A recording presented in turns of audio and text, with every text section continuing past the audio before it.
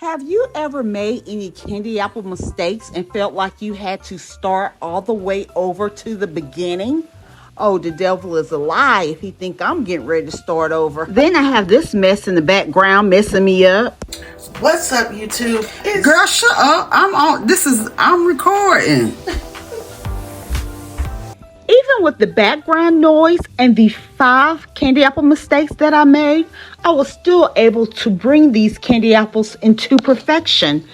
Type the letter A if you do not see any mistakes, or type the letter B if you do see candy apple mistakes. This is Candy Apple TV with DIY Queen Diva.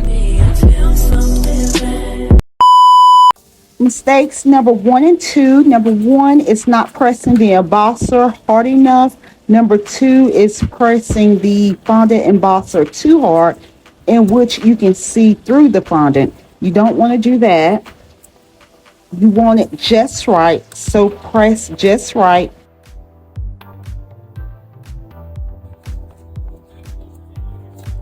Place your fondant over your candy apple stick. I am going to use the space where I press the embosser too hard. So I am going to use that space to go over the candy apple stick. So mistake number 3 is having those spaces. You can pretty much just press the fondant together to tighten those spaces closed.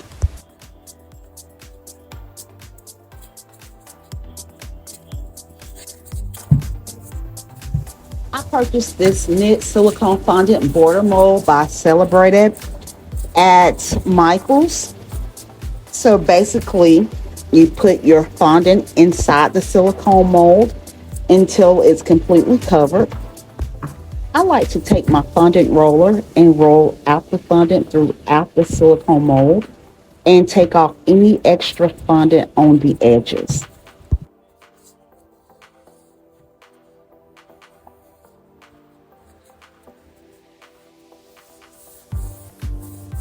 Turn the silicone mold over and press down on your fondant.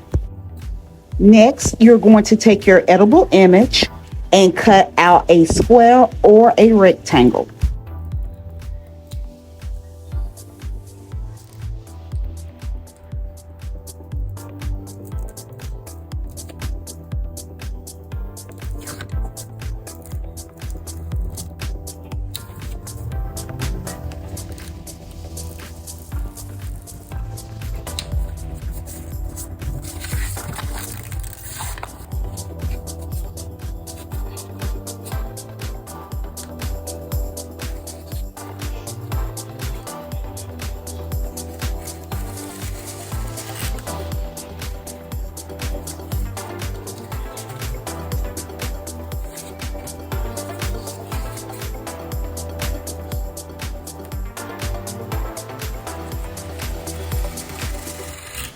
Now you want to go ahead and cut your fondant into a rectangle or square, however you made your edible image, however you cut your edible image. I made mine more like a rectangle. So I want to make my rectangle smaller than the edible image itself, but I am going to use the edible image and use that as my guide.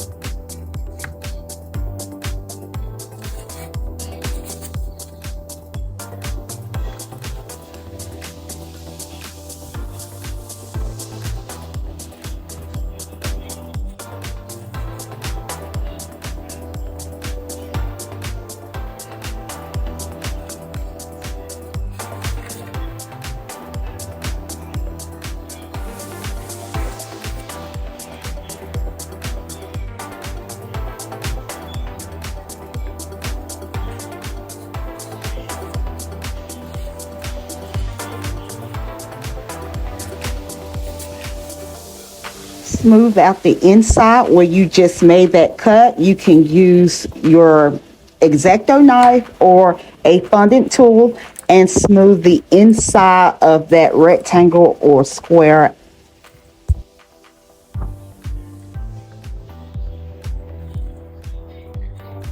Put a small amount of edible glue on the back of your edible image and apply it to your candy apple.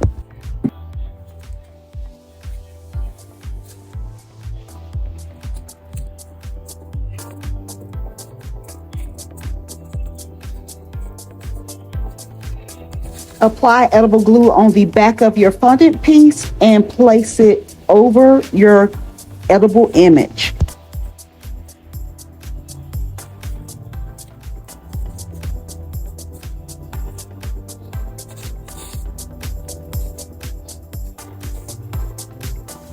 So you see mistake 3 with the holes where I rolled out the fondant too thin, and I'll fix that. But mistake 4 is not having enough fondant to go around your apple, so you just place some more fondant in your silicone mold and you just attach it to where your fondant stops. Now we're here at mistake number 5, where I applied too much edible glue on the back of the fondant piece for my candy apple. Now have extra glue coming out. That's why you always want to use a small amount. But I am not going to do anything with that because I can actually use the extra glue for the top piece that I am going to apply on this candy apple. Roll you a ball of fondant. Place the fondant over your candy apple stick.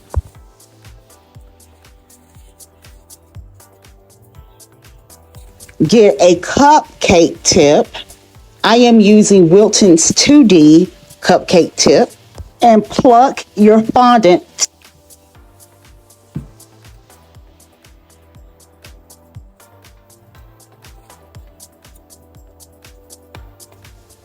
Apply a small amount of fondant to your rope silicone mold to avoid scraping extra fondant.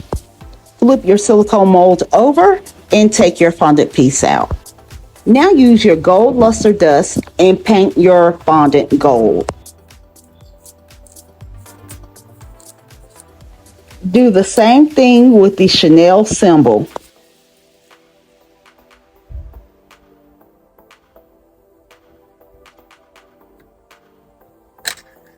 What's up, YouTube? Girl, shut up. I'm recording. She made me forget what I was getting ready to say. Okay, so apply your fondant piece, your gold fondant piece. Make sure you have your edible glue on the back and attach it to your candy apple. And you're going to do the same thing with the Chanel symbol.